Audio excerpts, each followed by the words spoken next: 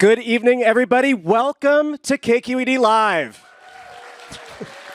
Hi, I'm Ryan Davis. I'm the executive director, and KQED Live is dedicated to bringing journalism to life on stage, to amplifying local Bay Area culture, and to deepening civic participation with events like tonight. Now, is anybody here a member of KQED? Yes! Oh my gosh. Well, thank you so much for your support. It's support like yours that really keeps public media going and makes it truly public. If you're not yet a member, you can learn about all the great benefits to supporting your local public media station at kqed.org/donate. And also supporting everything that we do here are some wonderful sponsors. They are Berkeley Rep, Comcast Business, SF MoMA, and the San Francisco Symphony. We're very grateful for their generous support, and they've offered a few generous giveaways tonight.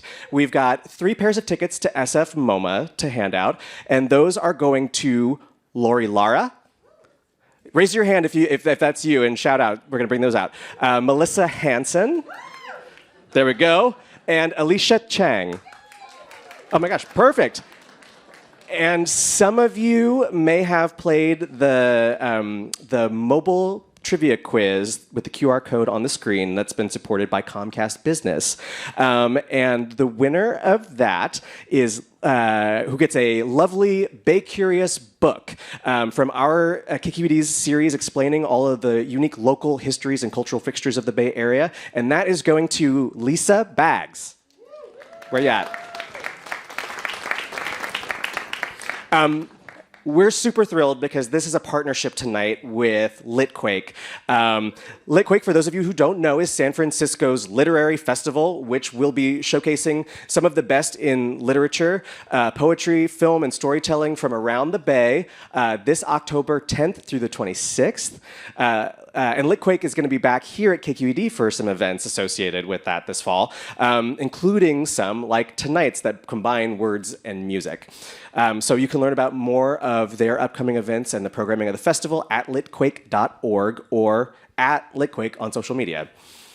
Okay, so you're all here tonight to see SongWriter live on stage. And SongWriter is a podcast that brings together some of the best of today's writers and musicians to explore the creative dialogue of adaptation through words and music. And I'd like you all to join me now, and please welcoming to the stage its host and creator, Ben Arthur.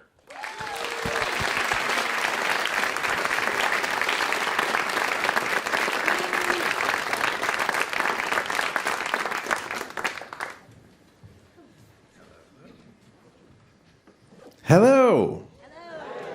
Nice. Welcome to a live recording of SongWriter, the podcast that turns stories into songs. In each episode, you have an author or a storyteller telling a story, and then a musician performing a brand new song written in response. And tonight, that will be local hero W. Kamau Bell telling a story. Some fans. Nice. And the band who came all the way from Los Angeles to play a brand new song that no one else in the world has ever heard, Las Cafeteras. Nice. Then tonight we have a whole other element. Late last year, Templeton World Charity Foundation invited me to apply for a grant, and they asked if, along with the author and the songwriter, we could do stories about elements of human flourishing, meaning forgiveness, empathy, caregiving, and tonight we're going to be talking about something called collective effervescence. So I will be having a conversation with Dr. Shira Gabriel about that as well. However, I've been telling you about all of the awesome people on stage. Very true. But this, or I suppose this show is also very much about you. The underlying philosophy behind the whole project is that art is a practice.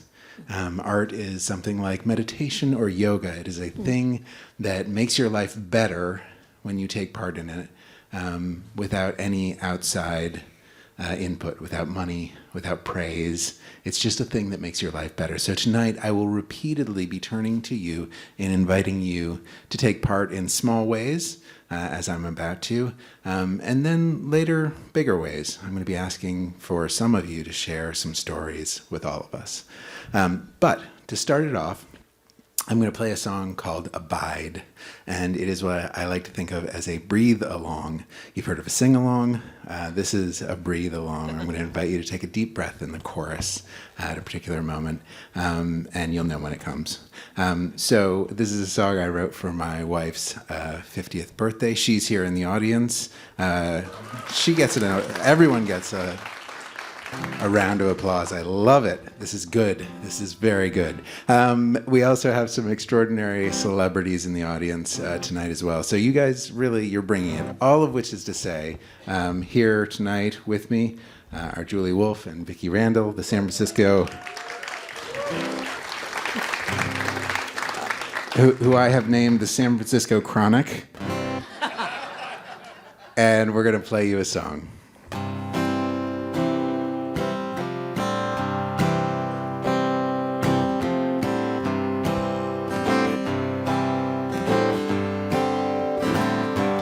Made a little circle, and you're all in it.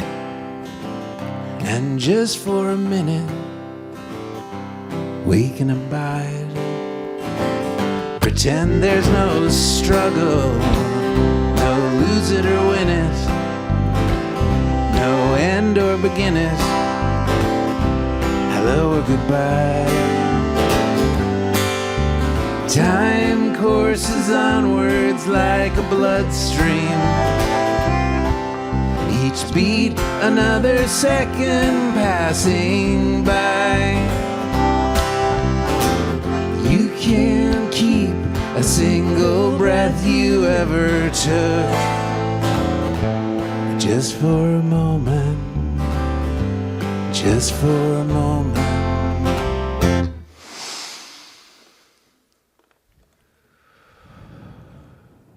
We can try. Some days I feel like we're all the same thing. The illusion's amazing, God's pointless plan. It isn't if I'll be a part of the snakes and opossums, the leaves and the blossoms. It's only the when. Time courses onwards like a bloodstream. Each beat another second passing by. You can't keep a single breath you ever took. But just for a moment, just for a moment.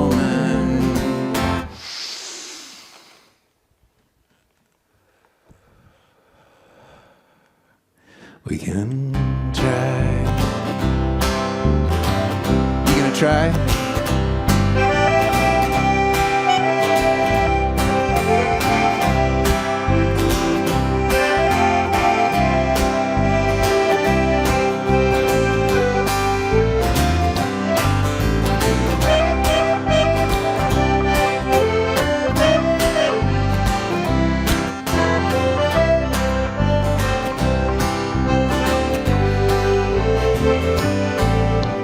Time courses onwards like a bloodstream.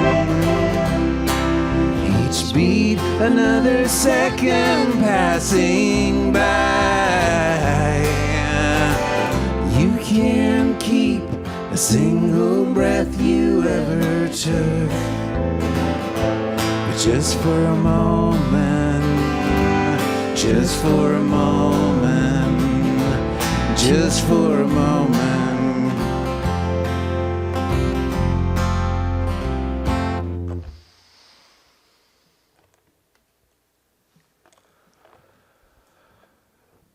We can try. I made a little circle, You're all in it, and just for a minute, we can abide.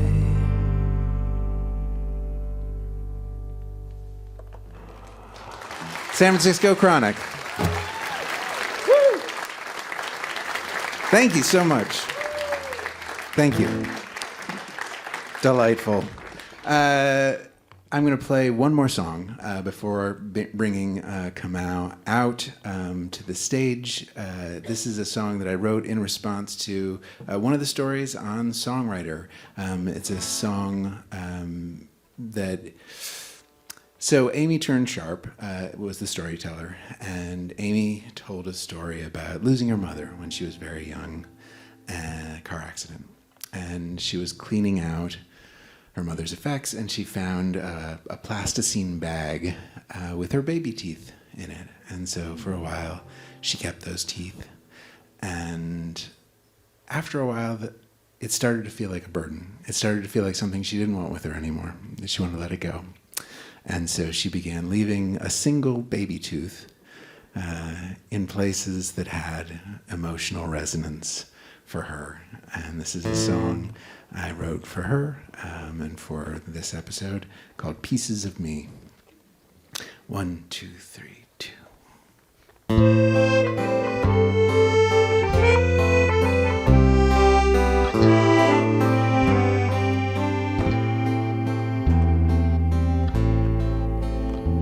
I buried a tooth in the side yard of the red rental house where we lived. I knew then with uncommon clarity there was nothing that I wouldn't give. There was nothing that I wouldn't give. Pieces of me over land, over sea. I can tell that I look quite unwell. I stagger in a list quite unfortunately. Losing you, I lost myself. Losing you, I lost myself. Half my hair was lost in the city. Our years there went by like a dream, like hearts and stone at atomic scale. Nothing's as solid as it might seem. Nothing's as solid as it might seem. Pieces of me over land, over sea. I can tell that I look quite unwell. I stagger in a list quite unfortunately. Losing you, I lost myself. Losing you, I lost myself. But if I could have it all back and be instantly whole once more, I'd offer up both of my arms to you. What else are they possibly for? What on earth are they possibly for? Pieces of me over land, over sea. I can tell that I look quite unwell.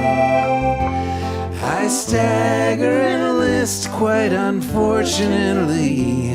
Losing you, I lost myself. Losing you, I lost myself.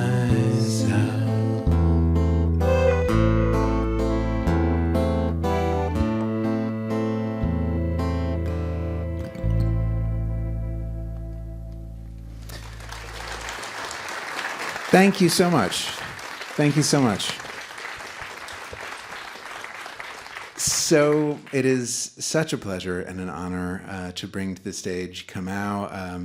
This is a story that he has actually never told publicly before, and it requires a certain amount of grace, humility, and confidence. And let's say it, balls, to do what he's about to do. So another request from you, the audience, give all of the love and the warmth that you have to welcome comedian, author, the CNN host of United Shades of America, and Oakland's own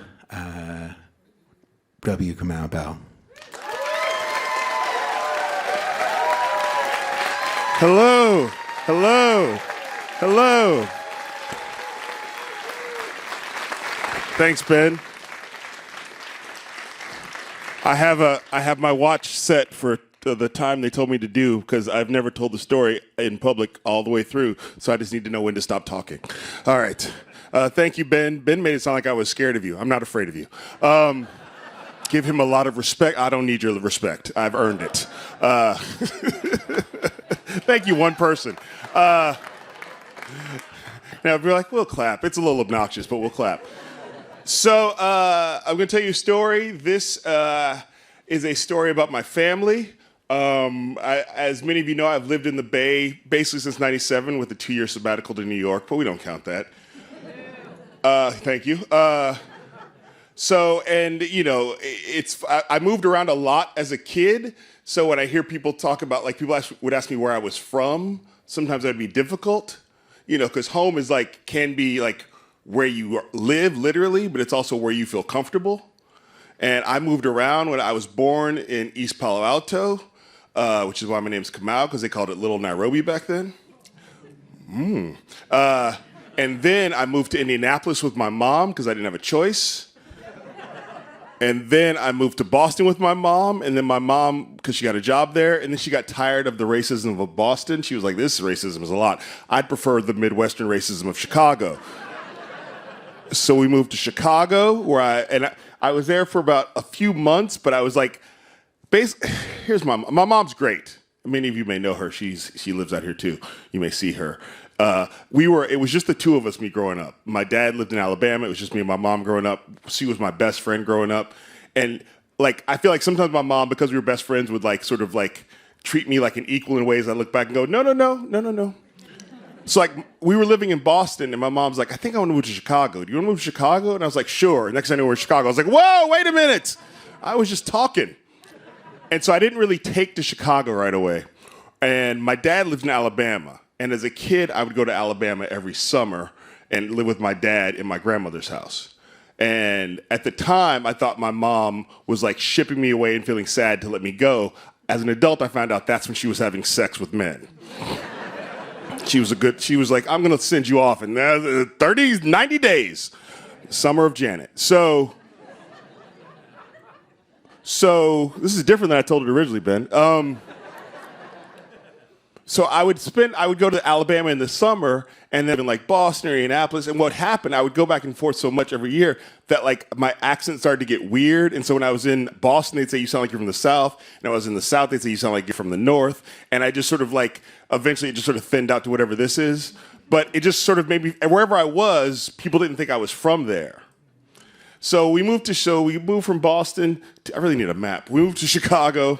I'm not really adjusting well. This is the mid 80s.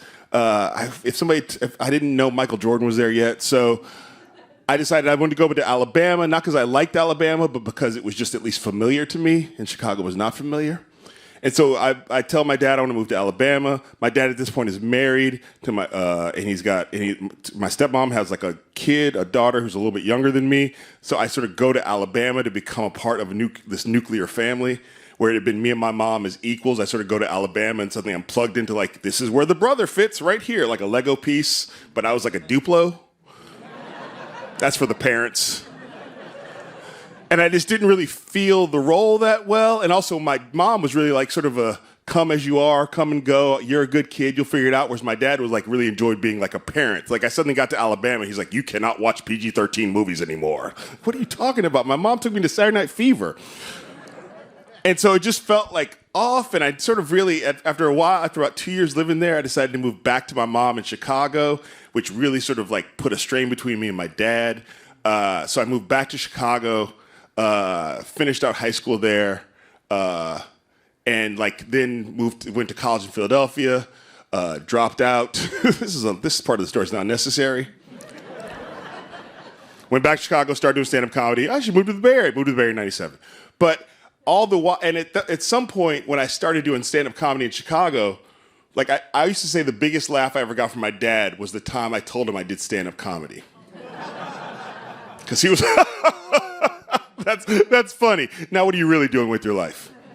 He didn't think I was, I mean, to be quite honest, he didn't think I was funny. He'd never heard me say anything funny. To be honest, I never tried to make him laugh. He didn't seem like a good audience. And at one point he called me. He's like, I told everybody you're doing stand-up comedy, and nobody believes me. Nobody thinks you're like. Everybody in Alabama didn't think I was funny, and I was like, except I talked to your cousin, and she said, no, Kamau's really funny. My cousin is the author N.K. Jemisin. Yeah, and we grew up together as these two weirdos in Alabama, and so with her I felt comfortable enough to be funny, but with everybody else in Alabama I didn't feel that comfortable to be funny, so they didn't see me as funny. So I started doing stand-up comedy. I did it for a few years, and right from the beginning, I went nowhere. At some point, my dad calls me. He's like, how's it going? I'm like, it's going. He's like, son, I got some great news for you. My insurance business is booming. I'm going to bring you back to Alabama. You're going to take over my insurance business, and you're going to sell insurance for the rest of your life. You're welcome. And I was like, and I said no. And my dad was hurt because he thought he was throwing me a lifeline. He thought he was like, I'm going to save this kid from Chicago open mics. He's not made $1. I'm going to save him. And I said no. And he didn't understand it at all. So I keep doing stand-up comedy. I eventually move out to the Bay Area. Things get slightly better, but not much. I go to the Montreal Comedy Festival. My dad goes, my dad starts to see that I'm making a little bit of progress. I go to the Montreal Comedy Festival. My dad actually flies out to the Montreal Comedy Festival with my stepmom. I go on this thing called the New Faces show where they put all the new future limelights of show business up on this comedy stage and you do your set. And I went up on the set at the New Faces comedy show in Montreal and bombed my face off in front of my dad. And I came off stage and I was like, I sort of was at that point like, I think I'm done. I think I'm not a comedian. I don't think this is working. This was the place where I'm supposed to be heralded as the next great wave of show business, and I bombed. And to my dad's immense credit in that moment, he was like, no, you can't quit. You've put too much time into this. You have to put some more time into it before you're allowed to quit. Exactly. And those words from my dad, my mom is like, whatever you do, it's great. Do whatever you do. It's always perfect. I love you. You're the best around. Nothing's going to ever keep you down. My dad is the opposite of that. And in this moment, for some reason, he saw that I needed the thing, you need to focus and work harder at this. And then the next thing you know, I still wasn't doing that well. But over time, I got a career together. I met my beautiful wife, Melissa. We had 3 daughters, 13, 9, and 6. Yeah. And one of the things that was important to me as soon as my oldest daughter was born was that I wanted to get her to Alabama. Because suddenly I realized that, she needs to see this side of her life. My wife's family all lives in Northern California. She sees all these cousins all the time. We'd go visit my mom sometimes. My mom then moved out here. But there was this whole thing called Alabama that I felt like I need my kid to be familiar with this place. Because a lot of people, especially in the West Coast, I would say to people before my kids were born, I'm going to visit my dad in Alabama. I'm going there for vacation. And people are like, vacation in Alabama? Yeah, I'm going to the beaches of Alabama. Alabama has beaches? Yeah, it's the part that looks like Florida should own it. And so I knew that I didn't want my kid to grow up with that same weird stigma about Alabama, and even with that, or the South that a lot of people I know out here have, or a lot of people around the country have who don't live in the South. I wanted my kid to sort of know what the South was and feel comfortable there. And also, to be quite honest, my kid, she's mixed race and black. That's kind of where black people come from. Yes, our lineage goes back to West Africa, but that lineage is cut off. We don't know what that is over there. We can go visit it, we can connect with it, but the beginning of being African Americans or black or Negroes starts here in the South. So I want my kid to be comfortable being in the South because that's basically where we come from. That's the motherland with all it comes with. So from very early on, I started taking my kid to Mobile. Mobile, Alabama is is like the deep South. It is not like Atlanta at all. It is the deep Confederate flags, yes, all the time, even when it's not cool, you know? Like it is like polite rednecks. It's so deep the rednecks are nice to you. You know what I mean? Like it is, and then, but racist and nice. Like it's weird. It's just super, like Mobile, Alabama has two claims to fame. One, it is the birthplace of Mardi Gras, not New Orleans. They will fight you over that. And two, it is where the very last slave ship landed in this country. They have not turned that into t-shirts. I don't know why. So it's like there's a lot going on in Mobile that I want my daughter and then my other daughters to be connected to because it's our family. And then, so I took my oldest daughter there. She'd been going there a lot. And my kids would have an associate. It's like, yeah, we're going to Alabama. We're going to go to Orange Beach. We're going to stay at Papa's condo. They liked Alabama. My third kid was born. She went maybe once, and then COVID hit. And we didn't go back for a long time. And at one point, I went back, and I hadn't been back in years since COVID hit, and I went back and it's like a place that now in my adult life, it's one of the only places I go that I can sort of like, I've been here since I was a kid. You know what I mean? Like whatever I thought about it as a kid, I know how to get around town. I know what used to be there that's now not there. Everybody sort of knows me a little bit because it's a small town. And I really was like, so now when I go back, it's very different from when I was a kid. And so COVID hit, my kids are like, I realized we haven't been back in a long time. My dad was going to turn 80. So he's like, I'm going to have a big birthday party for turning 80. You have to come. And that's how my dad speaks. You have to come. But I'm busy you have to come. Okay. So, and I realized it's the first time I'm going to take my kids back to Alabama. My oldest one remembers Alabama. My middle kid has sense memories of Alabama, and the 6-year-old has no real memories of it. And so I realized I have to prepare them for Alabama. And also my dad's life has changed since we were last there. Before COVID hit, a couple years before COVID, we had a couple big losses in my family. My dad's wife, my stepmom, who was with for over 30 years, declined in health and passed away. And so my dad was alone in this. He'd built his dream house in Alabama. It cost about $40,000. So my dad had built this dream house for him and my stepmom to live in. She passes away. My stepsister, a few months later, passes away tragically and unexpectedly. So now my dad's alone in this giant house that he built. And when COVID hit, I was just like, oh no. At some point, I learned that my dad has found a partner. Yeah. He's dating a woman, and and I'm not gonna say her name. It's none of your business. But it's really, I'm doing the best I can not to get people in Mobile to call me like, why did you tell our business? It's that kind of place. But my dad starts dating this woman, and we meet her over Zoom because it's COVID time. And I can tell she's very nervous about your stepmom died and now I'm here. And I was like, I am fine. I'm just glad he's not alone in his house during COVID. I don't have any. And she's worried about my kids. My kids are like, we don't really have the thing. You're just his friend. It's fine. And she's very respectful and nice. And so they've been together now for years. This was COVID 2020. Do you remember when COVID was? So then last year, my dad's turning 80. They've been together for 3 years. And my dad's turning 80, and he's like, he wants a party, and she's like a person who knows how to plan stuff, so she has to plan this party. And I immediately was like, oh, I feel bad for you. Because he wants a party, but doesn't want to plan it, but he's certainly got expectations. He basically wanted a quinceañera. That's what he wanted. It's what he wanted. He basically wanted an 80-year-old black man quinceañera. I want to be celebrated. I want everybody to look at me. I want it to be expensive. I want a nice dress. He wants the whole thing. So she's got to plan it. And at some point she says, Kamau, I know you work in film. I'm going to send you some pictures so you can edit into a video. And I'm like, I don't work like that. I'm the person who tells other people to do that.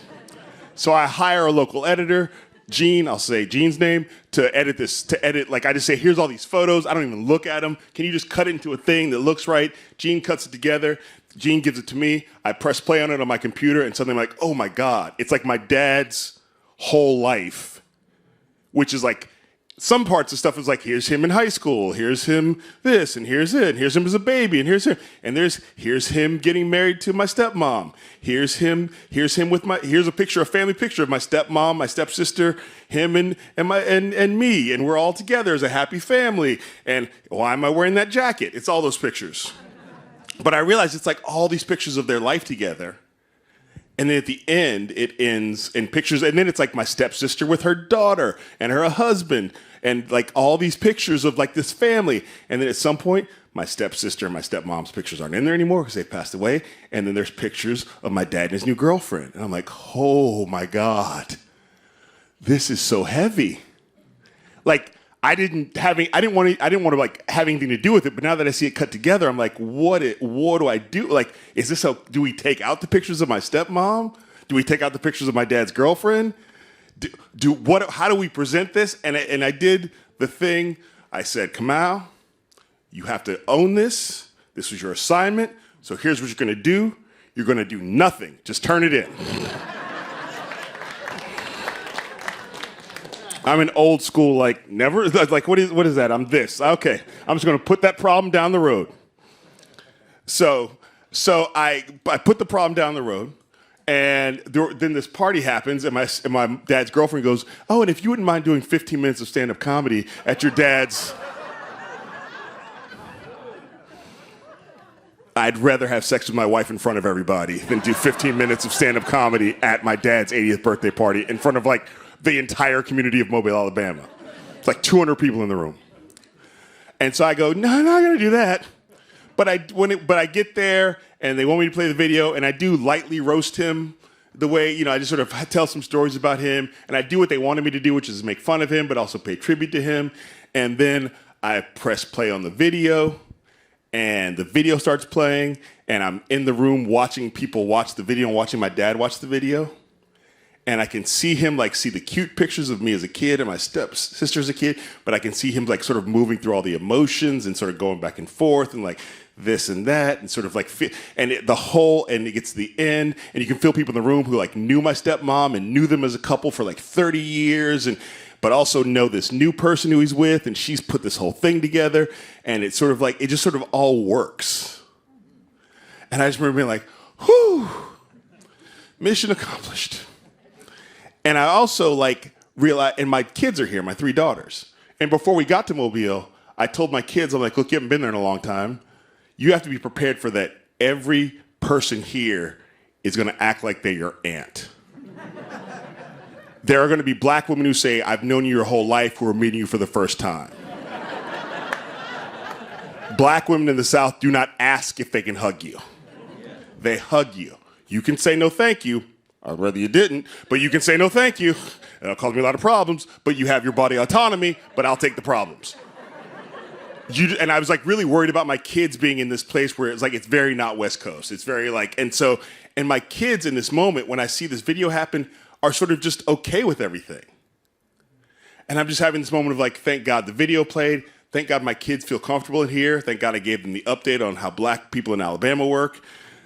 And then I sit down, and then they decide to open up the floor to see if anybody wants to give us, like, pay tribute to my dad. Around the room, people pay tribute to my dad, and it's this beautiful thing. And then finally a woman puts her hands up, says, I have something to say. And it's this woman who literally took care of my stepmom until she died. And my dad, who has kept her on to sort of take care of him as he gets older, even though he doesn't need as much help, but it's sort of like you are part of our family now. Like, I've met her as an adult, but she feels like somebody I've known my whole life. And so she gets up and she says a few words about my stepmom and how much she loves her, but she also says something about my dad's girlfriend and how she loves her and how it's a family, my dad, and she talks about my family. And she goes, and if you wouldn't mind, I'd like to sing a song. Can I sing a song? And somebody goes, yeah! And then I realized, wait, that was me. And it's one of those, are there black people here? Are there any black people here who have an experience with black people singing in church? Okay, one. Okay, great. It's one of those, like, this woman sounded like Aretha Franklin would be like, damn, you know what I mean? Like, just this voice that fills up the room that is like where black people could sing opera if we wanted to, but we just sing in church. You know what I mean? Like it sounds like it's like God, like not G-O-D God, G-A-W-D God. You know that God? Like and she just like, and she fills up the room. And in one corner, my great aunt cousin, I don't know who she is. She's somewhere between 99 and 103. Nobody knows. And she just starts rocking in her chair. And I look at my dad and he's crying for maybe the third time in his life. And I look at my kids because it's so loud. I have those kids, the kids who do like, I have those kids. And they're not doing that. And they're just listening and being taken over. And in this one moment, I was like, I wanted my kids to get like a vitamin B12 shot of Alabama. And this woman was delivering them a vitamin B12 shot of Alabama. Thank you. And all my life spending trying to figure out what my relationship is to Alabama. All my life of figuring out, like, how do I feel about it? How do I feel people judge it? In that moment, it was just home.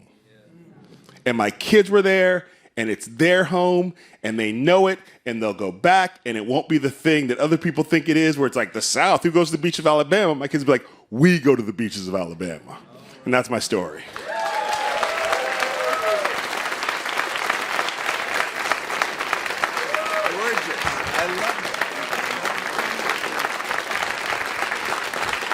W. Kamau Bell. Yeah. Really beautiful. Thank you on his behalf. So next up, we have Las Cafeteras coming up here to play 2 songs. And one of these songs, no one in the whole world has heard. And the thing I wanted to tell you about as they come and set up.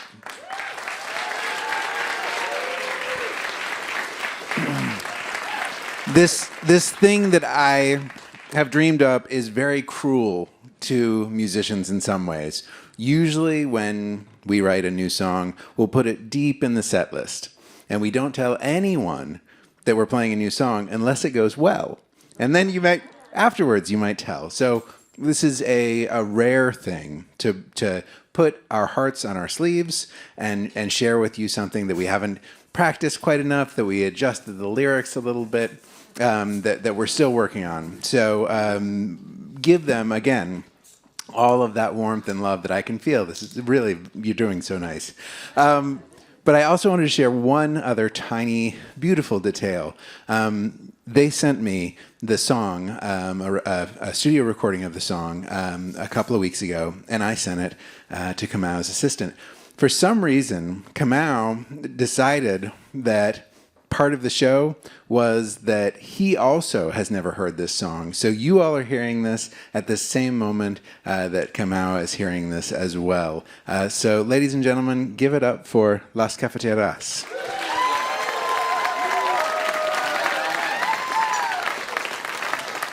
Check, 1, 2. I wasn't born in Tijuana, but Mexico is my mama. And I'm working every day for a better tomorrow. Yo. Yes, sir. All right. We're actually really excited to be here. When we were called and said that Kamau was going to tell a story, and they asked Kamau, can you invite your favorite band to write a song? And then Kamau said, well, they're not available. So that's when they called us. Hey. You know what I'm saying?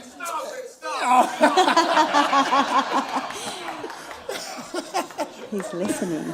And, you know, Kamau's the homie. We've been friends. We've developed a friendship. It's been 10 years now. And we love him. We love that he called us up to be part of this. And then hearing his story, you know, for us is, where do we intersect? At some point, someone's story, if you tell an authentic story, it's not your story or someone else's story. It becomes our story. And we can see ourselves in each other's stories. And that's what Kamau did. And so this song right here was written with the idea of home and the different homes and home in different ways. It's not just one thing. So, ándale.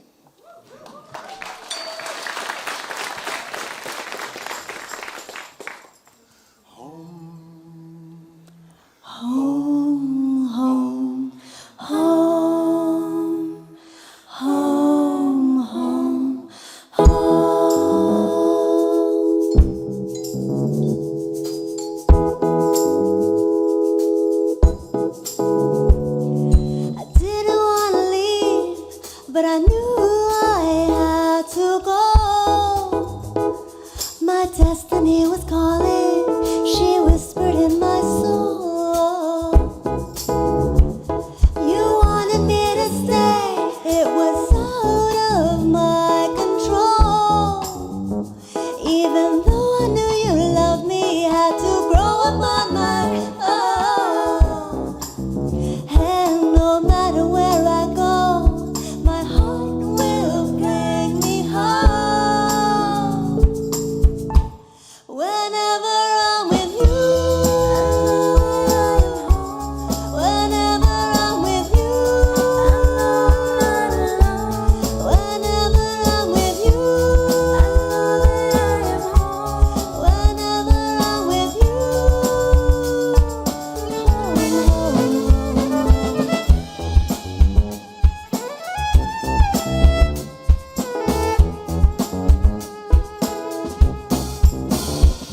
We all can grow from pain. The sky clears after rain.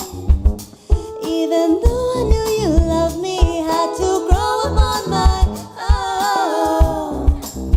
And no matter where I go, my heart will guide me home.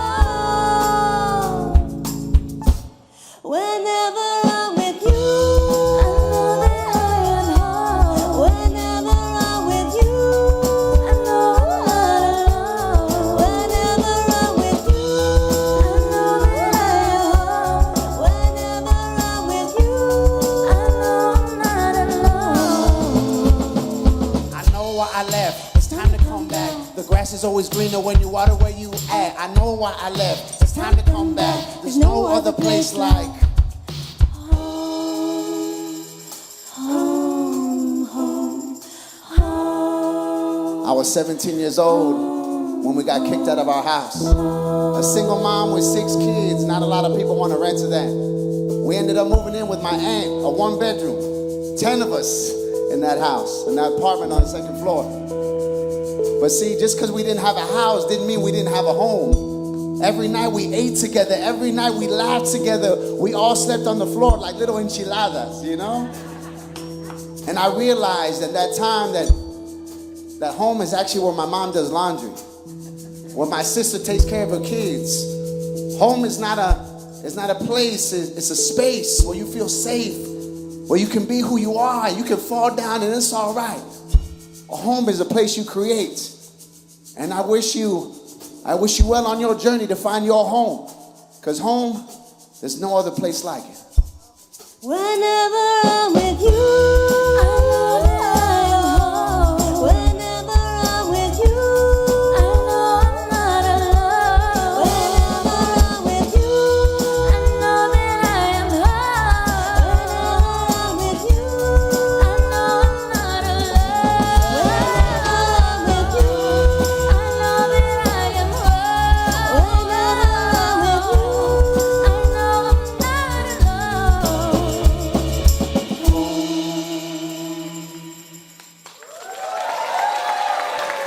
Gracias.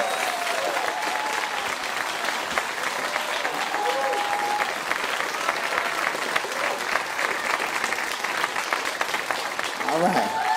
Are we doing one more or what? You tell me. I need someone in the back to go like this. All right, you want one more? Hey, Kamau, can we do one more or what? What do you think, Kamau? We do one more? Otra. Hey. All right, we're gonna do a song right here. A song for the South. We were called by Georgia to do a song, to do a cover, to bring black and brown communities together. And since we're talking about the South, let's do something for the South.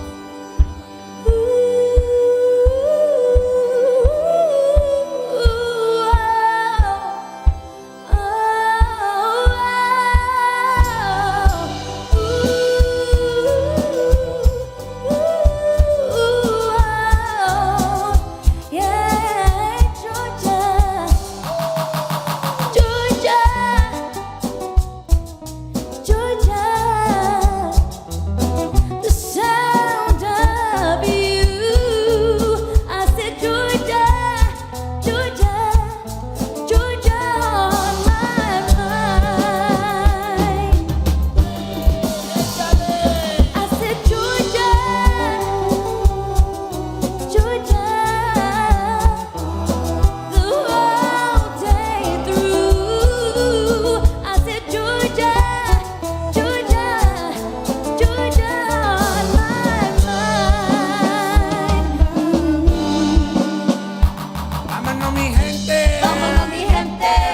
luchar. Vamos a luchar. Vámonos mi raza. Vámonos mi raza. Vamos a ganar. Vamos a ganar. Vámonos mi gente. Vámonos mi gente. Vamos a bailar. Vamos a bailar. Vámonos mi raza. Vámonos mi raza. Vamos a luchar. Vamos a luchar. Georgia va a ganar, porque Georgia va a gozar, porque Georgia va a ganar. I said Georgia, Georgia, the whole day through. I said Georgia, Georgia, my mind.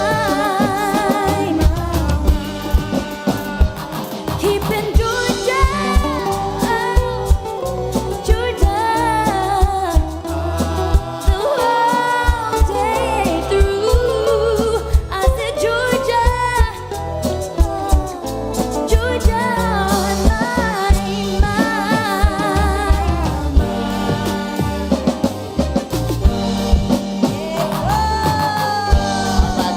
Here we go.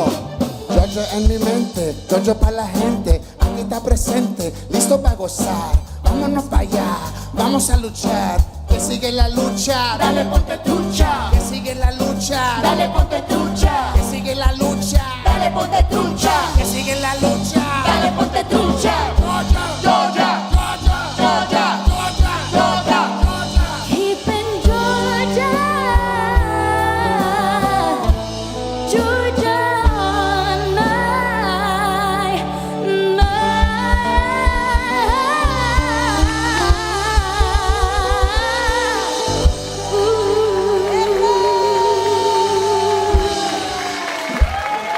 Jasmine Lopez, everybody.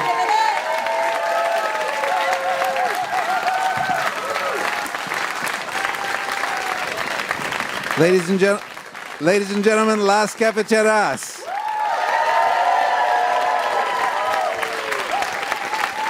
They will be back.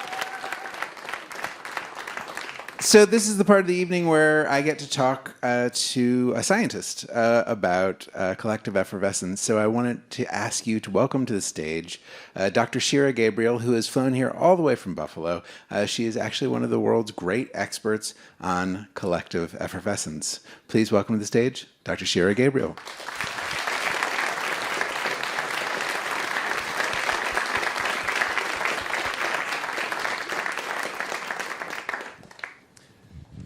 So, to start with the easiest question, tell us what collective effervescence is. Oh, good. That's the easy one. So, collective effervescence is a combination of two things. So, sometimes when we're with other people, like this, we feel a sense of connection to the other people that are there, in combination with a sense that something special is happening, something that transcends our ordinary life. So when those two things happen together, when they intertwine, this sense of connection to other people and this feeling that something special is happening, we refer to that as collective effervescence. And we had great examples of that in the story and in the song. I mean, just like chills, right? And that sort of feeling that was described, where there are these moments in our lives that pull us away from just the day-to-day and really make us feel as if something special is happening. And those are also moments of connection to other people. Those two things go hand in hand. Hopefully, some of you are feeling that right now. I know I am. This really, really special night where we're all together and hearing this amazing music and stories, and we're all in this together, and it's such a special event. That's the kind of feeling that we have with collective effervescence.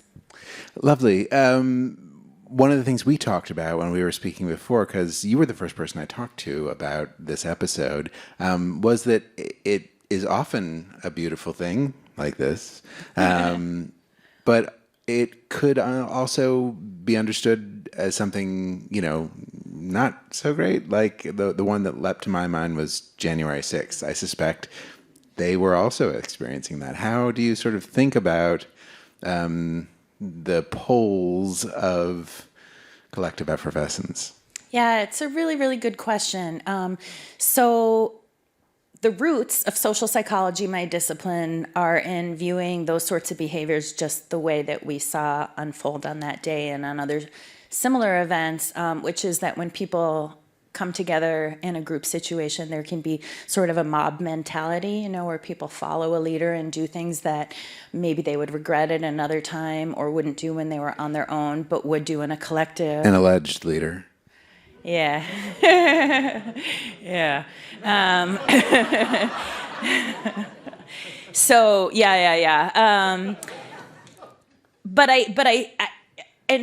yeah. Those are the roots of the field, and that's sort of something that I've pushed up against and tried to really emphasize what we know actually from research and data, which is that in general, when people come together, we tend to do good stuff. We tend to be pro-social. We tend to help one another.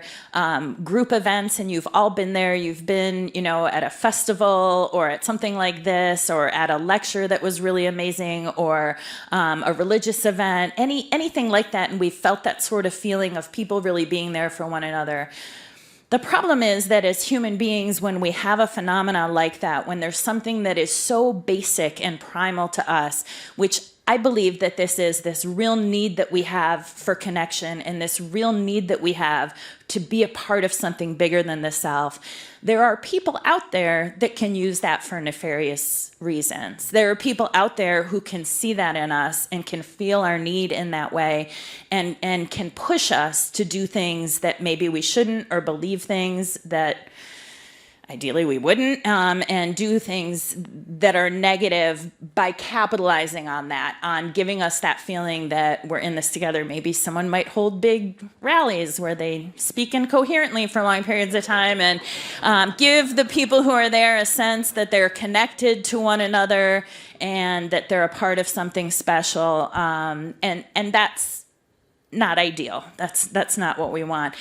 Again, I do really feel like, for the most part, this is a positive, wonderful thing about human beings. We want to feel connected. We want to feel a sense of family, even in this circumstance. I don't know, well, I know you three, my family, actually, in the front, but most of you, I don't know, but I feel a real sense of connection. I feel like we're in this special evening together, and that's something that feeds my soul, that makes me feel good. And I think that's something for all people. And so I think it's better for us to try to not let people hijack that in us, and to keep reason in our minds, even in those times when we feel connection, but also to allow ourselves that connection, to allow ourselves to feel the moments of transcendence and connection.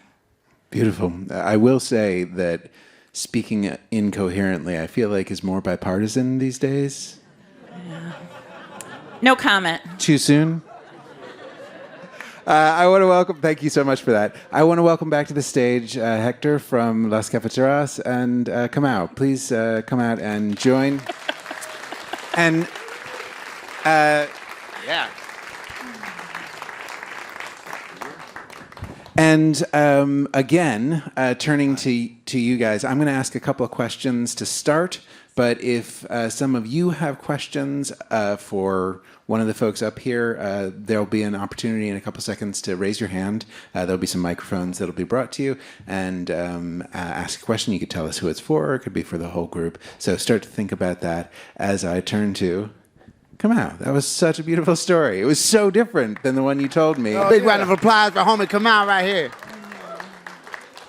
I mean, well, the way we did it, the first time I think I recorded it by myself when I told the story, and then you came in and were like, that's not enough. It was I just wanted more. Yeah, I just told the story about the party, and I was like, and to be clear, when I tell the story, like, these are people who don't necessarily want to be famous, so I'm also very careful about, how I'm talking about this. And then you wanted me to do more. And then today I was like, I'm telling it again. And so I had to listen to me tell it the first time. And I was like, I can do better than that. Well, the thing I wanted to ask you about is, we were given a large roster of ideas of human flourishing, and we sent them your way. And you instantly had this story in mind. And in fact, you were the only person who we suggested collective effervescence to. It was like, oh, I know exactly this story to tell. Tell me about like how that came to you. What was it about that story that was so top of mind? It had just happened. I'm a big believer in, well, also, like, it had just happened, and I was thinking about it a lot, and there's sort of, like, I find that there's sometimes there's things that happen that I think are good or interesting, but there's no place to put them, and then when you showed up, I was like, oh, because I don't know, I don't know what I would have done with that story, and it was so, like, I probably just would have kept it, and because it was so, like, indicative of something and pointing to something, but I didn't have a home for it. And then when you showed up with the assignment, I was like, oh, I think I was actually like, I think this fits in here, and then you were encouraging. So yeah. Lovely. Hector, you were asked by Kamau to do this, and when we were on Forum this morning, thanks to the folks from Forum for having us. Shout out to the Forum. Shout out to the Forum. Oh, just Forum. Not Just the Forum, forum. not the that Forum. sounds like a cult. The Forum. Collective effervescence, not cult. You were connecting the process of writing this story to a larger story and to identity. Tell me about that, process of creative effervescence, if you will. There's a saying in in the music world: if you write a good song, that song could fit anywhere. If you write a good song, it could be a country song. If you write a good, like Lil Nas X was a great proof of that, right? If you got a good song, it could be a good disco song, right? Like it could fit in these different areas. And at the core, when you tell a story, when you tell an authentic story, right, about you, it actually connects with a lot of other experiences. Because at the end of the day, we're all human. So Kamau sharing his story about living in different homes and different places and then leaving Alabama and then coming back to Alabama, like all those things.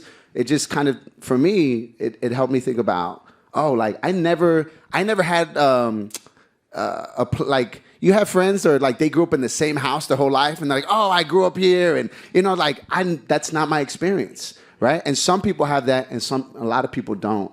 And so when hearing him is like, yeah, we had a single mom, we moved a lot, and we were always at the public storage, and so that feeling of just moving, but creating a home. A home is not something you can buy, right? It's something you got to create, and it takes a lot of love, it takes joy, and unfortunately, a lot of trauma too. Trauma also brings people together, right? Hard times is just part of life, and hearing his story just reminded me of sort of the way I've also had to create home, and I really wanted to just tell that. And I was just telling him to come out backstage. There's a lot. My favorite line in the song is. I know why I left. It's time to come back. The grass is always greener when you water where you at, right? And because there's that saying, right? The grass is always greener on the other side, right? But then it's like the grass is always greener where you water it, where you put love into it, right? Where you tend to it, where you nurture it and care for it, right? And that ultimately becomes your home, right? And so that's what really I wanted to make sure that got there, and then just like Denise in our band, she left when she was she left to Chicago. She got her master's in social work, but it was so hard for her to leave. Her parents didn't want her to leave, right? So there's a lot of experiences we all have where we've had to leave in order to come back. We had to leave in order to understand where home is, right? And so I wanted to just make sure that was embedded in this, and so it was beautiful. Now you know why I picked him. Yeah. No, I get that. Nice. So this is the moment where if there's someone in the audience who has a question, I see a hand. I got two hands. Are there microphones out in the audience that we're getting to? Yes, there you go, right back there. And as you ask your question, certainly tell us if it's for a particular person. Go ahead. Hi, thank you. My question is for Hector. So your band, who's amazing, and I'm a super fan, has a lot of social justice themes to the music, whether it's Trabajador, Trabajadora or other songs. Can you talk a little bit about why you all think that's important? Why you think as artists you need to talk about social themes, and what motivates you to do that and kind of put yourselves out there, because there are a lot of folks that don't want artists to do that. Just go out and play. I heard that. Thank you for the question. I mean, one is because before I'm a musician, I'm an organizer, and before I was an organizer, I'm a son and I'm a brother, and so for us, I don't. You know, myself, Denise, and Jose, we had parents who were undocumented when they came to this country. So we know that experience. And it's not an accident that we kind of migrated to each other, right? As humans, as folks. And a lot of people who do justice work, it's because we've experienced injustice.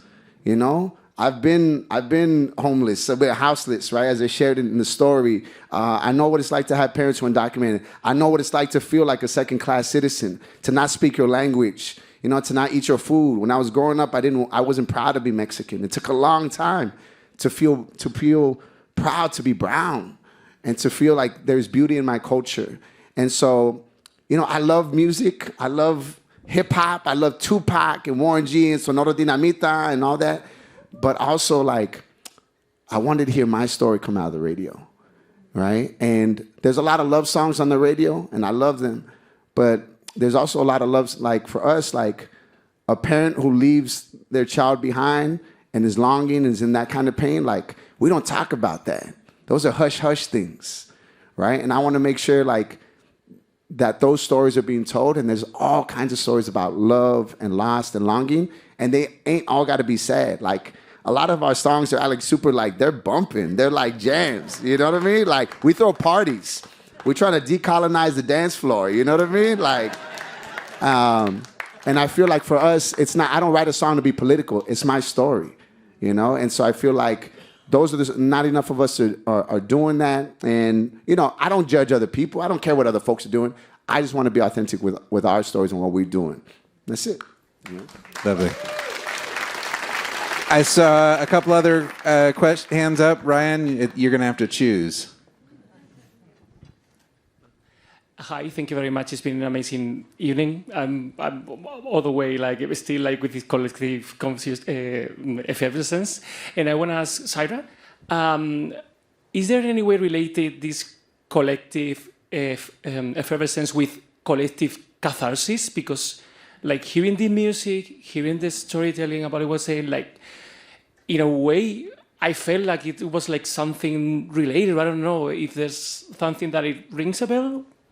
Yeah, I love that. That's a wonderful question, and I love the idea of catharsis, that we're releasing something by being exposed to what other people have that we can latch onto. So I think that you've both talked about how what you've shared not only is your story, but I think we all feel a connection in some way to it, and that unites us with each other.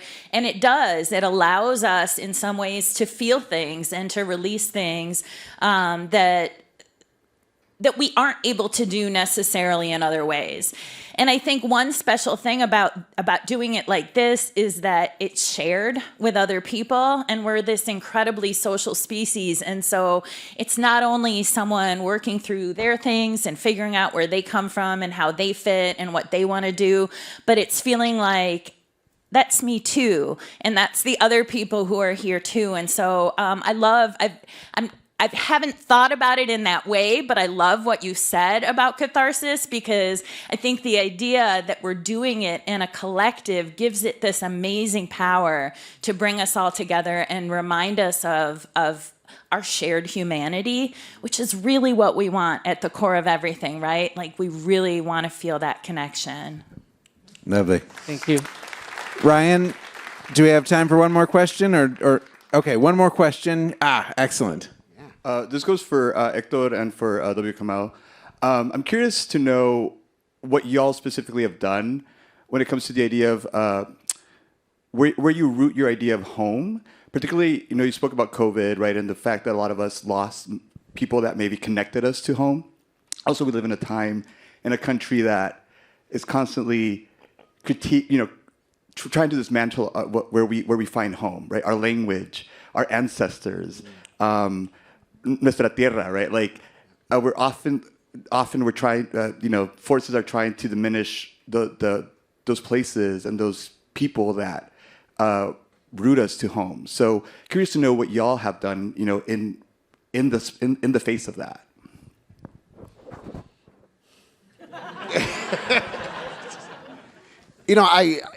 Something you shared in the story in the podcast that folks haven't heard, was just sort of you talked about the Black experience, the African experience, the Black American experience, being cut off from lineage, cutting off from your traditions, from your stories. Like, as Mexican people, as Chicano people, a lot of us as well. Like I was saying in today's interview, I speak English. It's from England. My mama speaks Spanish. It's from Spain. 2 colonial languages, because we've been cut off from our indigenous ways, our indigenous languages, right? So that feeling of knowing who I am and not knowing who I am, right? That tension that exists and trying to know who you are in a space that doesn't care about you at all, right? And so that tension is what brings, for me, and my anything you want to see out in the world, you got to create at home, in your space, right? Don't expect nothing out there that you ain't doing in your space, right? It's not possible. And so for me, it's really having the conversations with my family about what kind of world we want to build, and that world has to exist here. Communication, transparency, trust. What do we do when we mess up? You know what I mean? How do we say we're sorry? How do we care for one another? And those there's a lot of work about traditions that got us here, but there's a lot of traditions I don't want to be a part of that are toxic. We have a wonderful opportunity to create traditions that we can move forward, that are healthy, that are sustainable, that are about connection and family, right? And I feel like we have to hone into that. There's a lot of things we lost, but there's a lot of things that we still hold on to and can move forward. Come on, what you say, bro? First, let's clap for you. It's funny when you ask the question in my brain, I think about home a lot these days, like what home means. So there's a sense of home means, especially at my point in life. I wasn't gonna say my age. At my age, I used to call myself old. I've seen some old people recently. I guess I'm not as old as I thought I was. But I'm at a point of feeling responsibility for my community. So me and a bunch of people are working in Oakland right now to sort of make Oakland a better place. And I feel very responsible because Oakland gave me so much that I feel responsible to at this point, try to figure out what can I give back to this community that helped raise me, even though I was an adult by the time I moved there. But then the other part is I had a conversation, the election's coming up. I don't know if you guys have heard about this, but I was talking to this woman about it, Black woman about it, and I've said a lot to people we might need to get some passports from other countries and blah, blah, blah. I've just said that a lot to people. It makes me feel comfortable it makes me freak out slightly less. And she said, but we don't want to give up on our country. And I responded without even thinking, is this really our country? And I really have started to think about that a lot about first of all, this is indigenous land, not breaking news. It wasn't even indigenous land that my people meant to come to. And then you talk about the history of this country and how it is hyper-focused on injustice in my people. And then you go, well, what am I fighting for here? And that doesn't mean anything other than I realize that home can be, that you get to redefine what home is as your home starts to feel less like home. And that you don't have to feel bad, I don't feel at home here anymore, it must be my fault. No, if your home is making you feel like you're not at home, then it's actually healthy to find another place to feel home.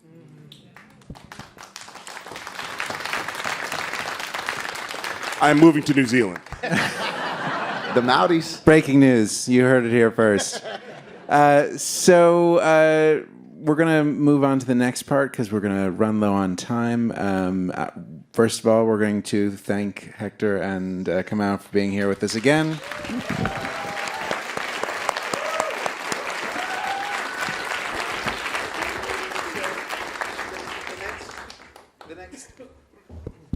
The next thing we're going to do, remember at the beginning of this, I said I'd be asking if some of you wanted to share some stories. And that's what we're doing here.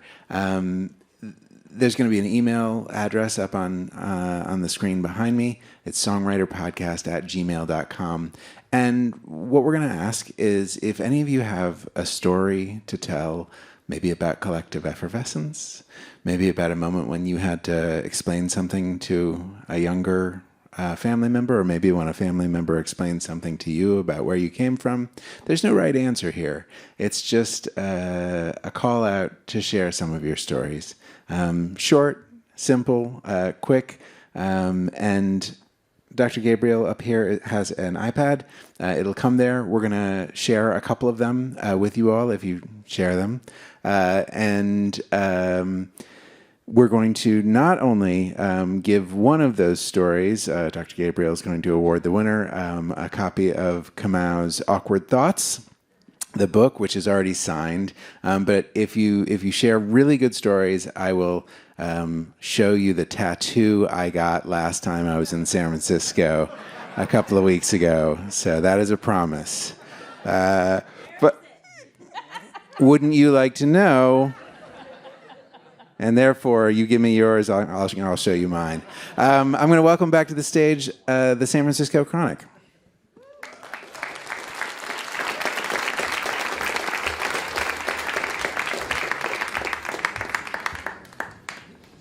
So for any of you who are not writing a story, I'm going to ask if you'd like to sing along with a brand new song. It's a song I wrote in response to Kamau's story, and it's for his youngest daughter, who he oriented the story around in the version I have it, about sort of welcoming her to this world, the part that he was from. So I wrote this. I'm going to sing the chorus once, so you know how it goes, and then you can sing along with me, and then you can join in all the other choruses if you want another join in. But if you're writing a story, you focus on that, okay? Because we want those stories as well.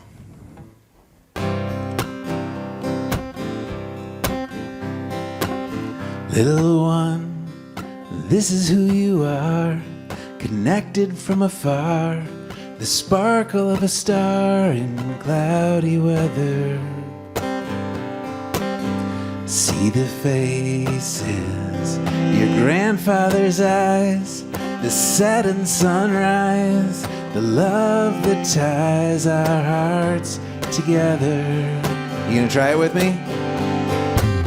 Little one, this is who you are, connected from afar, the sparkle of a star in cloudy weather. See the faces, your grandfather's eyes, the setting sunrise, the love that ties our hearts together. There were days when I thought I'd never come back. I couldn't say why, just that I had no choice but go. But the years scoured my edges, and one day I realized never thought of any place but this one as my home. Sing it with me. Little one, this is who you are, connected from afar, the sparkle of a star in cloudy weather. See the faces, your grandfather's eyes, the setting sunrise, the love that ties our hearts together. See the strangers treating you as a daughter. Feel the damp breeze brush by your cheek like a kiss. Hear the hymn swelling the voices here in the room.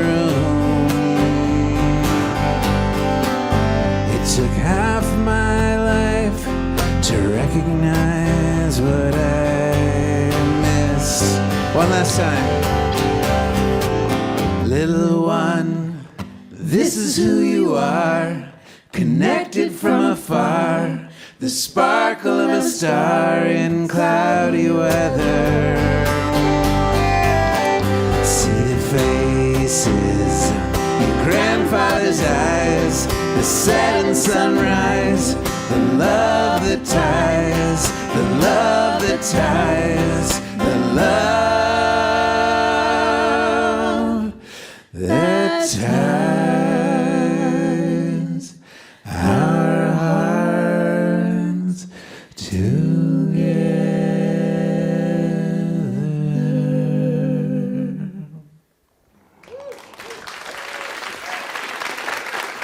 Thank you. I actually couldn't tell if anyone was singing at all. Yeah. No, totally. You sounded great. That's what I meant to say is you, man. I'm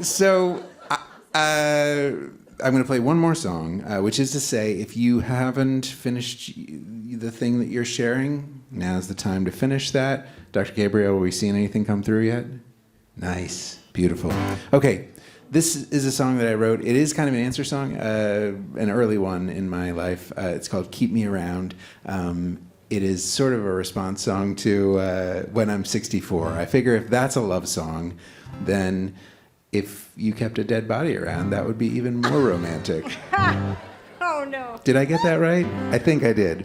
But the reason I'm playing it is that this has been such a joy for me to come out to San Francisco from New York City to play these shows with Ryan and the whole crew here at the station. So this is me not so subtly saying, you should have me back sometime. Like, this was really cool. Yeah. Yeah. So here we go.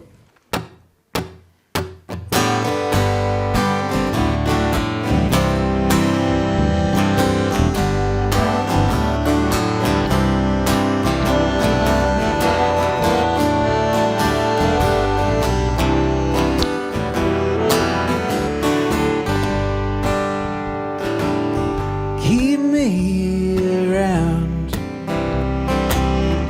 my whole life long, and when I'm gone, don't you bury my bones.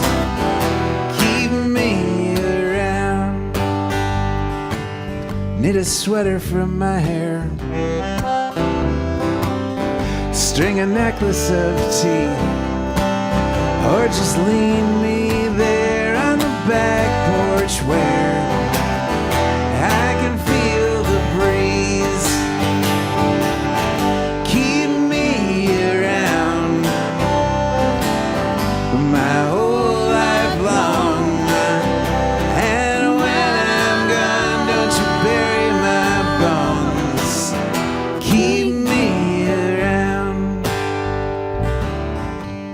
It's not that I'm jealous, I just make a lovely stand for umbrellas, and you can toss your keys into the caps of my knees when you come back from town.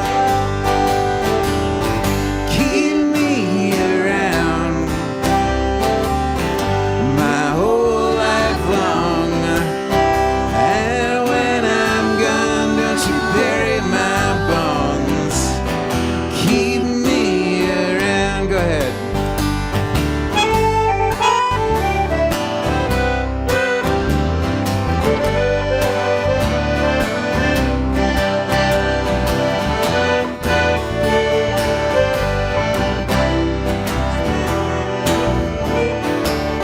Julie Wolfe, everybody.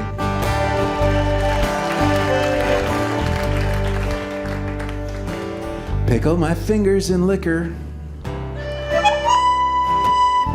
I leave them lie in a drawer, and you can hang your clothes on the hooks made of my toes on the back of the door.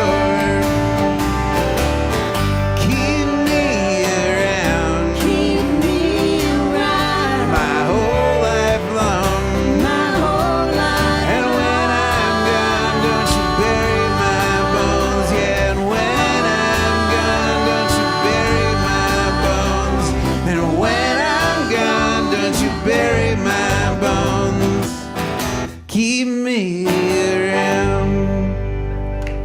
Vicki Randall, Julie Wolf, San Francisco Chronic.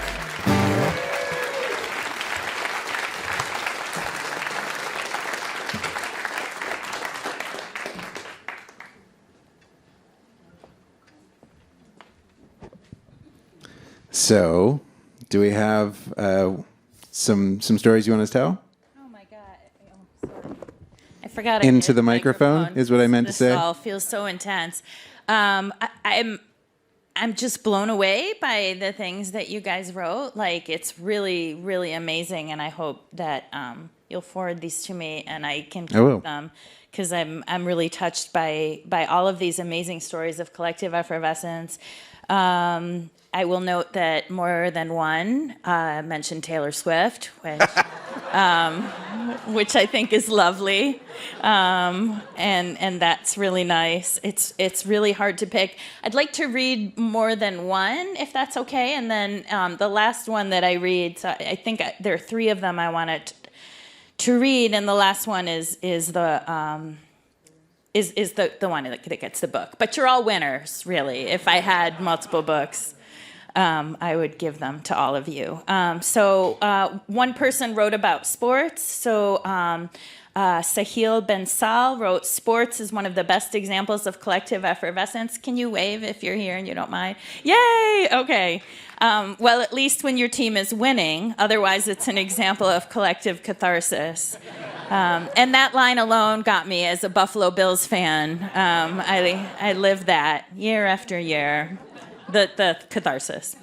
I love the Arsenal Soccer Club, based out of London, an Indian immigrant living in San Francisco, in line with a team in London. Half my life I saw them play on telly late at night. Half my life I've woken at the crack of dawn. Time zones. This time, when I got to see them in flesh live in the stadium, it was circa 2015. We were playing our arch nemesis. I had just been recovering from a difficult breakup in my personal life, but I knew Arsenal will bring back life. The game starts awfully, and we are losing 2-1 at halftime, and I remember thinking to myself, this cannot be. I cannot be traveling so far away and see my team lose. And then magic happened. A goal out of nowhere and fireworks in the stadium, and 60,000 people go mad, collectively mad. I can still smell the fireworks. The moment is frozen in time for me. Hugging random strangers is the best thing ever. Thank you, Arsenal. That's so lovely. And that was not the winner. That's not the winner. I Oh know my. It's a really high bar. And there are just a lot of really, really amazing ones. So I want to read one more before I get to the winner. And this is a shorter one. Amanda Berglund. I don't know if you want to. Don't have to. Okay. So when I divorced and moved to a new home, I asked 2 friends to sit with me while I unpacked. Instead, they brought 8 more friends and all their teens and unpacked my entire house in one afternoon. They filled my new place with love and in just one day made it home. And I love that. I love that. And the reminder that we can do that for each other, you know, that's a gift. You give a day, and then that's something that not only she had then, but she carries with her for the rest of her life in her home. And then, these are all so good. But I'm coming to the winner right here. Drum roll. Drum roll. Wait, I'm sorry. There's so many good ones. I just have to find it. The suspension. I'm so sorry. Suspense is suspending. Yeah, there are really just a suspenders. lot of them. It's really like touching and amazing. Sandhya Rani Jha, I didn't know if I pronounced that right. Oh, yes, there you are. Wonderful. You're the winner of the book. And yeah. And I'm going to read yours, and I want to say how touched I was by it. And I was touched by everything everyone said today in the panel. And we all have different experiences, and we all live our lives in different ways, and we experience this country in different ways. But I found what you wrote here spoke to me the same way we talk about this in terms of my own feelings as an immigrant to this country, that this is my country, and I stay and I fight. No matter what happens, and I love what you wrote, and it gave me that feeling, and I thank you for that. And so yeah, I used to be the director at the Oakland Peace Center. Right after the 2016 election, there was a lot of despair because the organizations in our building worked on all the issues that Trump had said he was going to decimate. That weekend, one of the immigration lawyers connected to our network called me and said she had heard about a bunch of nonprofits tabling at protests in LA, and maybe we should do something like that. So the following weekend, at a time so many of us were feeling despair, 30 organizations tabled about environmental and immigration justice and civil rights and reproductive rights. In the pouring rain, over 400 people piled into our fellowship hall. I remember one 50-something teacher from Walnut Creek saying, "I thought listening to NPR was enough. Now I know it's not enough." And not a popular message in this particular building, but okay. Know your audience. Yeah. Still good. And in this moment of despair, we reminded each other something else was possible. I taught a group of not yet activists the old labor chant. When workers' rights are under attack, what do? Stand up. Fight back. Yeah. And we felt less alone, and we knew we could count on each other when we were fighting, and some of us learned we really could fight. In this moment of legitimate terror, I keep turning back to that moment to remember we can come together, and we can stand up, and we can fight back. Yeah.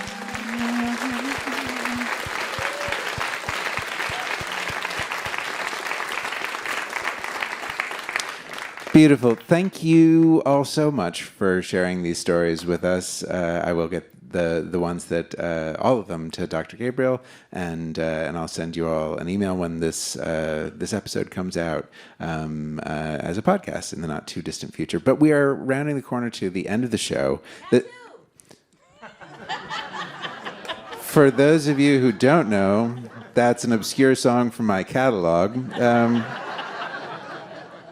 And that was the perfect time to request it. But unfortunately, we're not going to get to that song. Thank you, though. I appreciate that. That means something to me. But we are going to have two more songs from Las Cafeteras. But before we do that, I wanted to thank Litquake and KQED for putting this show together. Ryan, in particular, Ryan Davis and I have been working on this for months. Thank you so much to you and all of the team, Sarah, Paloma, Mike, all of the folks who helped with this. A big round of applause for those folks.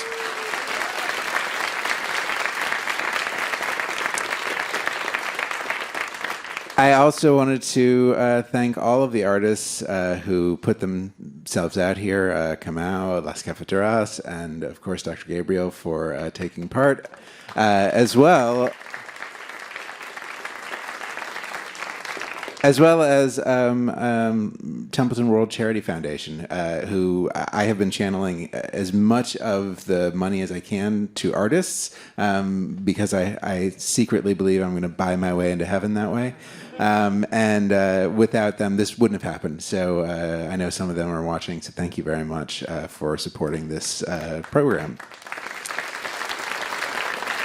Please do stream Las Cafeteras' music and mine, and support Kamau, buy some books, watch a show on CNN. Definitely also add in SongWriter Podcast. You can go to songwriterpodcast.com. There are Q codes out there. If you go to your favorite podcast app, you can search for Ben Arthur, because if you search for SongWriter, a bunch of terrible podcasts come up.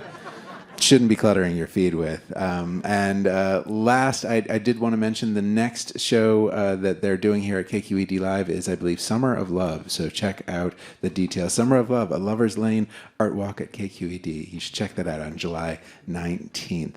Okay, so I believe I promised you a tattoo. There are two things you need to know about this. One, my daughter and I got them together at the last show in June. We like to cook together. And the second thing you need to know is last month's episode was about animal intelligence. And Susan Orlean read a story about pigeons, homing pigeons. Were you here? Is that the... No, okay. And so I had also promised that audience to show them my new tattoo, and I forgot. And it is sad for multiple reasons. A, terrible that I promised to show some skin and I did not. But we're going to make it all better tonight, because This is the tattoo I got last time. There it is. It's a cast iron pan that my daughter and I got together. Hers is on her ankle.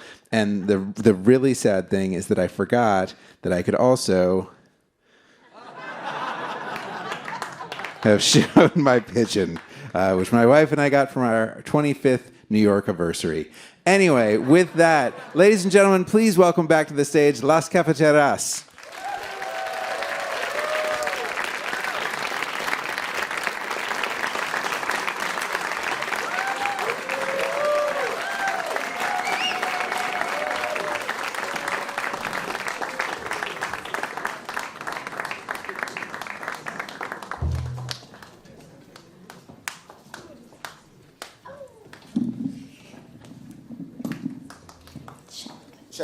Check. All right. So, like I said, I'm an organizer first.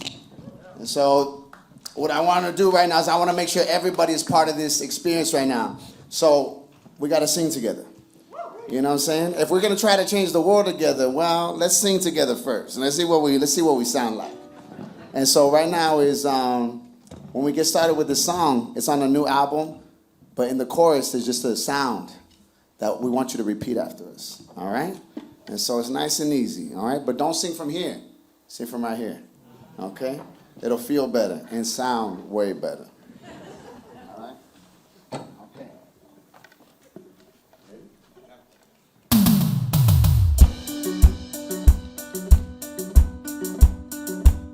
All right, get your hands up nice and light right here. Manos arriba. All right. I want everybody to hear you, all right? Everybody repeat after us. Here we go.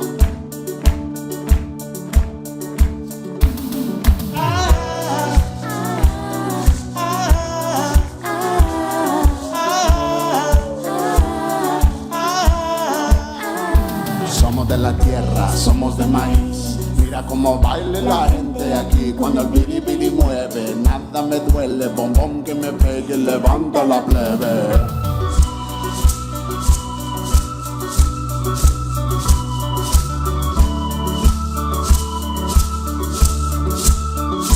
Mira mi abuela, viene con su chela y no puede parar.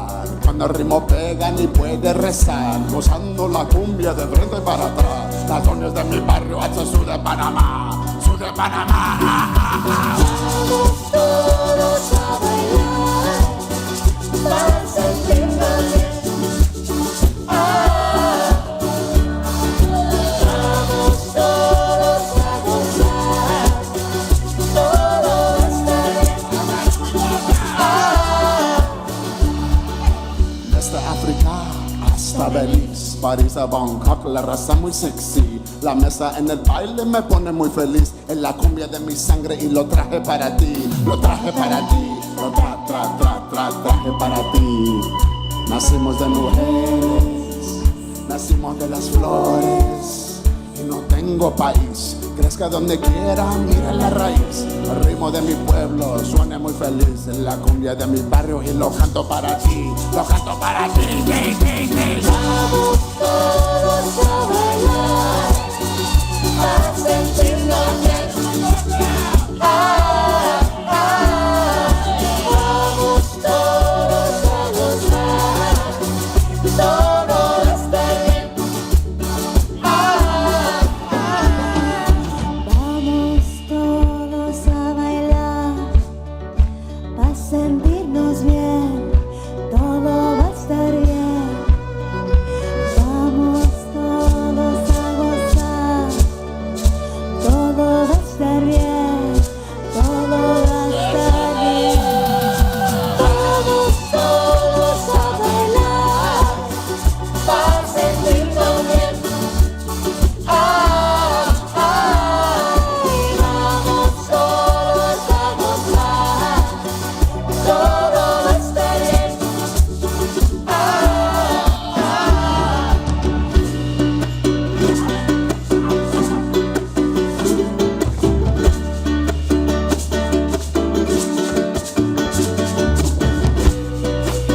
Hey, yo, we came all the way from LA to let you know you are not alone. to create the world that we want to see, that we believe in. And on a quiet day, I can hear her dancing. I can hear her dancing. But as long as we can get together and sing and dance, I think we're gonna be all right. Échale! Vamos todos a bailar. Pasen bien. Vamos todos a gozar. Todo está bien.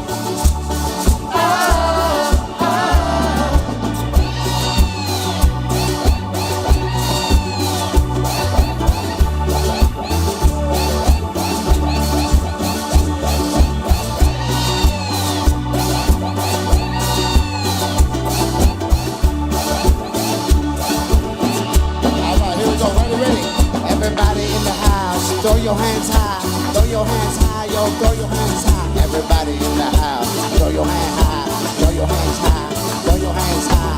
Rockin' to seven, you feeling alright, feeling alright, feeling alright. Everybody, everybody.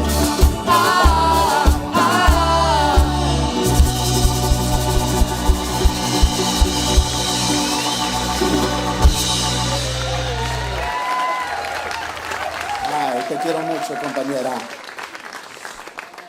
Te quiero mucho. All right, everybody. So we have an album release party this Friday in Oakland. If you do not want to have a good time, please do not show up, all right? Just stay home. But if you want to have a good time, if you want to get down like James Brown, well, I invite you. I invite you.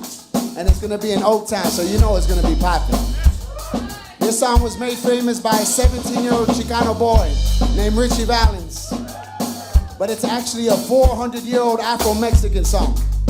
So to pay respect to this song that survived slavery, colonialism, Bush 1 and 2, and you know he's gonna survive Trump. I need everybody to stand up right now. I need everybody on their feet right now. Everybody, manos arriba, manos arriba.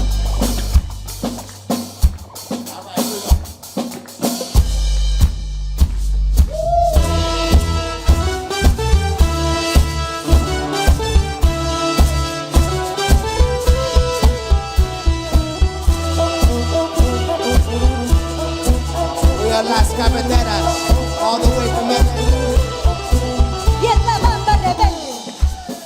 la bamba rebelde que cantaré porque somos chicanas, de East LA, ahí arriba y arriba. Ahí arriba y arriba y arriba, yo no creo en fronteras, yo no creo en fronteras, yo cruzaré, yo cruzaré, yo cruzaré.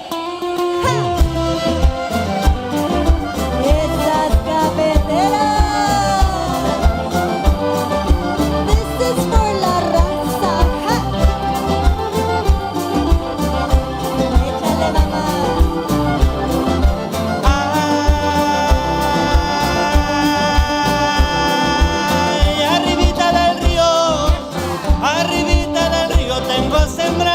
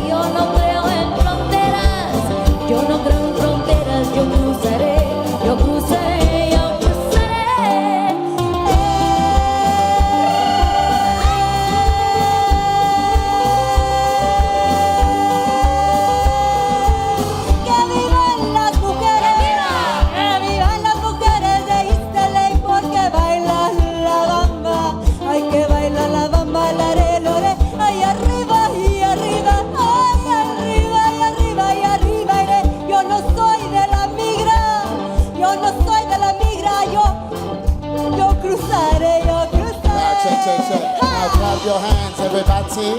Everybody, clap your hands. And if you're feeling real good, get on up. Everybody say, oh yeah. Oh yeah. All right. All right. Feel good. Feel good. Woo. Inside. Inside. All right. Now clap your hands, everybody. Everybody, clap your hands. And if you're feeling real good, yo, get on up. Me and D about to dance.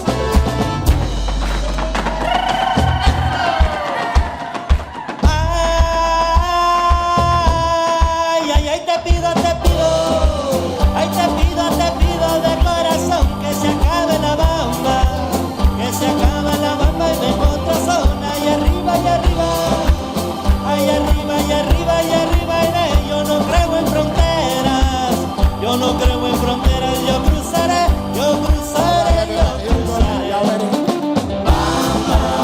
Everybody, a little louder.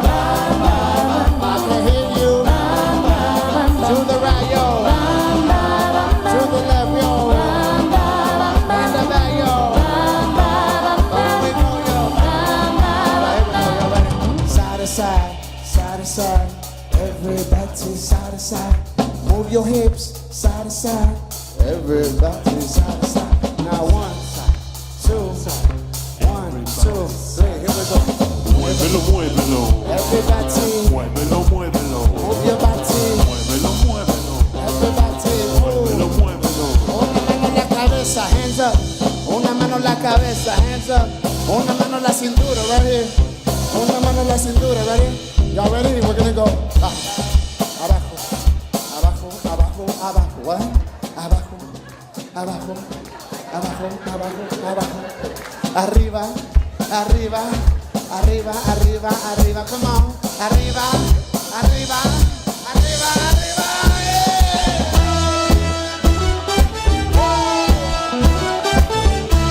Everybody get your hands up. Everybody get your hands up. Come on. Oh, oh. We are Las Cafeteras. All the way from LA.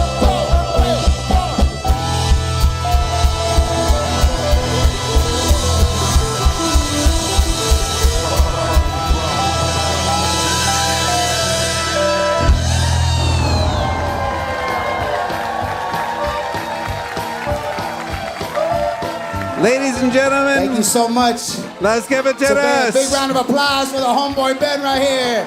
Big round of applause. And that tattoo. Oh my goodness. Thank you all so much for being here. Really appreciate you. Thank you to KQED. Thank you.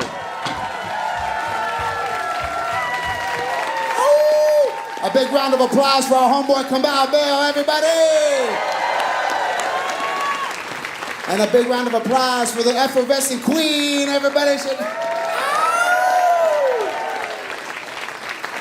And also, there's not a lot of female sound engineers, and we want to give it up to our sound engineer, Angie, in the back over here. Big round of applause for Angie. I hope to see a lot of y'all on Oakland this Friday. If you can't make it, yo, send somebody for your place, y'all. Okay? It's a Leo season, so this is for all the Leos. If you know a Leo, if you've ever been hurt by a Leo, oh, come on now. I know that's true. We'll see y'all this Friday. Thank you so much. We'll see you outside at the merch.